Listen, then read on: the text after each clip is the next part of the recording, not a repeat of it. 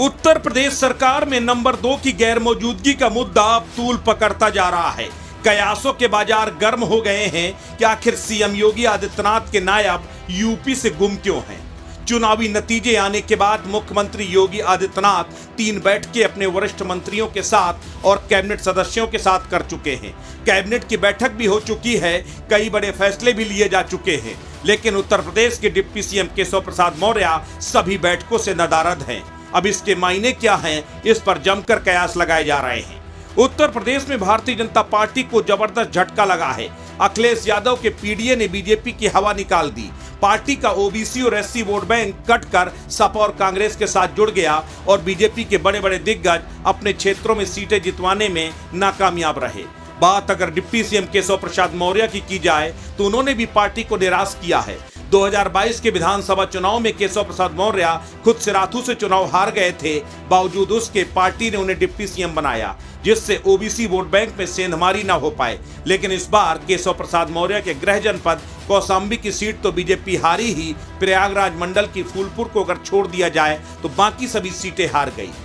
फूलपुर की सीट भी बीजेपी गिरते पड़ते ही जीती। इन सब के बाद केशव प्रसाद मौर्य की स्थिति कमजोर मानी जा रही है, लेकिन समीक्षा और फैसलों से पहले ही केशव प्रसाद मौर्य की कैबिनेट में गैर मौजूदगी चर्चा का विषय बन गई है।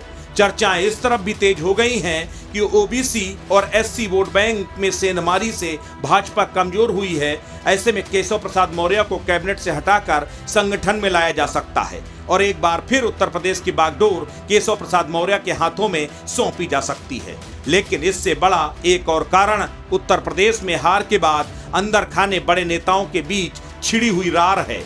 दरअसल हार के बाद उत्तर प्रदेश में सब कुछ ठीक नहीं चल रहा।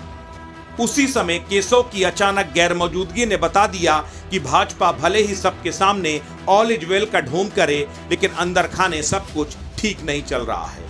जिस तरह से उत्तर प्रदेश में बीजेपी को करारी हार का सामना करना पड़ा और सिर्फ 33 सीटों पर सिमट कर रह गई, ये किसी ने सोचा नहीं था। लेकिन दरअसल जिस तेजी के साथ ओबीसी और एससी वोट बैंक खिसक कर सपा और कांग्रेस के साथ जुड़ा, उम्मीद की जा रही थी कि शायद मायावती का वोट बैंक इस बार भी बीजेपी की लाज बचाएगा, लेकिन वो भी नहीं हुआ। माया का वोट बैंक भी सपा और बसपा में शिफ्ट हो गया। उत्तर प्रदेश में बीजेपी को 8 से 9% का वोट शेयर में नुकसान हुआ, जो सीधे तौर पर ओबीसी और एससी वोटों का ध्रुवीकरण सपा के पक्ष में हुआ। यही वजह है कि अब केशव प्रसाद मौर्य पर निशाना साधा जा रहा है कि वो ओबीसी के खुद को सबसे बड़ा नेता मानते थे। आखिर क्या हुआ ओबीसी वोट बैंक का, क्या हुआ एससी वोट बैंक का, और कहीं न कहीं जिस तरह से प्रयागराज मंडल की फूलपुर को छोड़कर सभी सीटें बीजेपी हारी है, वहीं गोरखपुर से अगर बात की जाए तो गोरखपुर मंडल की सभी सीटें बीजेपी जीतने में कामयाब रही। ऐसे में निश्चित तौर पर केशव प्रसाद मौर्य का पलड़ा कमजोर हुआ है।